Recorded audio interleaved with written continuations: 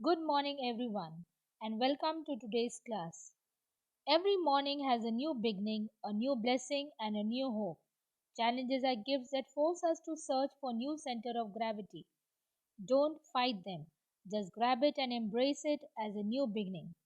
Students, today we will look into a new chapter that is New Beginning, written by a very famous Indian novelist, a Bengali novelist, that is Bibhuti Bhushan Bandyopadhyay. His works not only reflect the poverty but also the beauty associated with rural Bengal. Satyajit Ray, the famous film director, made three films based on Vibhuti Bhushan Bandyopadhyay's books. His famous books are Pather Panchali and Aprajito.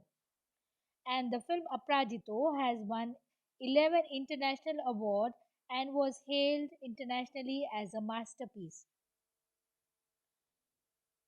Let us look at the summary of the chapter. Apu, who is a teenager, lives with his mother, widowed mother, in a village called Manuspota, and they lead a life of poverty. And luck comes on Apu's way when he gets chance to move to a big city, and it means that he has to leave his mother behind. So this was the summary, and now let's look at the characters. Here are the characters in the story. Apu, a teenage boy, his mother, whose name is Sarbajaya, there's a headmaster, whose name is Phoni Babu, and there's an inspector, and we have other supporting characters as maths teacher and his father, whose name is Harihar. So these are all the characters on in the story.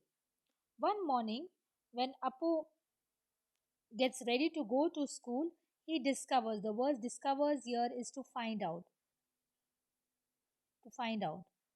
He discovers that his mother has not prepared any breakfast, and his mother says that the Sarkars had invited Apu for a special puja, and that they have sent a message yesterday. But Apu refused to go to the Sarkars. He said he cannot miss his school.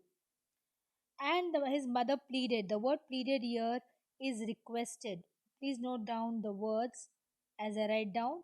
The word pleaded is requested. And she said that if you go to and attend the puja, you will at least get a big basket of rice. But Apu did not listen to her and he paid no attention. He paid no attention, and mother was almost in tears. She was just quiet, and he paid little heed to her wishes. He thought that he was not paying. He paid little heed. Heed is attention. The word heed is attention.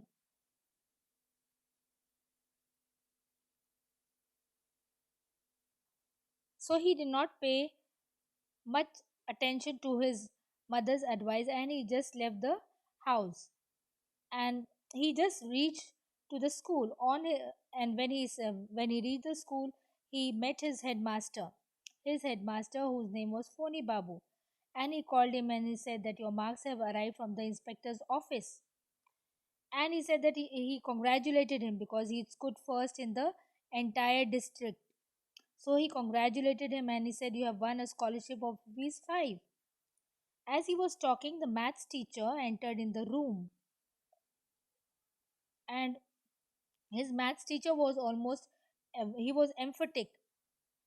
Emphatic here means he was very certain, he strong, he was very he said it very forcefully and strongly that Appu is a bright boy and that the school is proud of him. And he said, sir, then the sir pulled out an application. He scribbled something, he wrote something, and he said, sign your name here, and I'm going to send it off immediately to the other school in the city. And this is how Apu, he was just stunned, he was just quiet, he was just staring speechlessly at the headmaster. That afternoon, Apu Dino was allowed to go to home little early, and as he was walking through the fields, green fields that were filled with bright sunshine, he was looking very sad. He was recalling his mother because he had called space to his mother. So he was recalling all those thoughts. And later on, As he was walking, he could hear the voice or the call of the invisible dove, and he could see the shadows in the banyan tree. So these are all the things he was going through. He was just recollecting as he was walking through the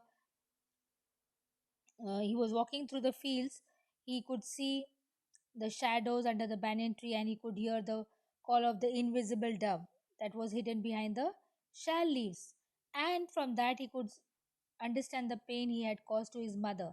Here, the poet he creates an image, the sound image, through the dove. He's trying to create an image in the minds of the readers.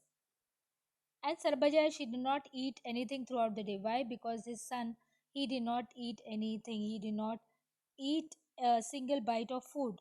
Here, word morsel means the word morsel is a small amount of food.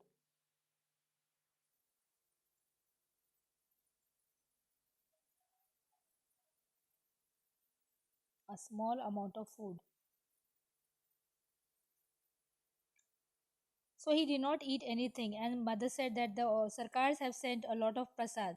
So she gave the food to Apu, and Apu just took the food, and he quickly left the home, and he just went for a walk outside. As he was walking, he saw the fields. They were bordered in the way they were lying empty, and the crops were removed.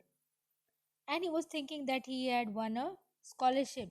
All these thoughts were coming to his mind, and he looked at the bright red sky that was stretching over the fields, and he thought that it was just a mystery that had a promise for his future.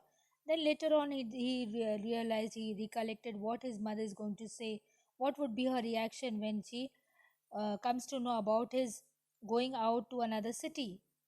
So all these things, when he was walking, he could visualize, he could understand, he could realize all these thoughts coming in his mind. And the empty fields and the golden clouds on the horizon all seemed tinged with sadness. Here the word tinged with sadness means they were lightly colored. Everything was lightly colored. So he was, even though it was big, it was beautiful, everything seemed to be beautiful, but it was, for him, it was looking very sad. So this is a part of the story, children.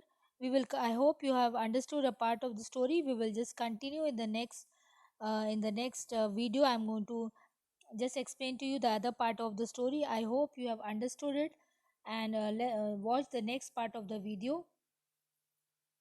Till then, see you all and have a great day.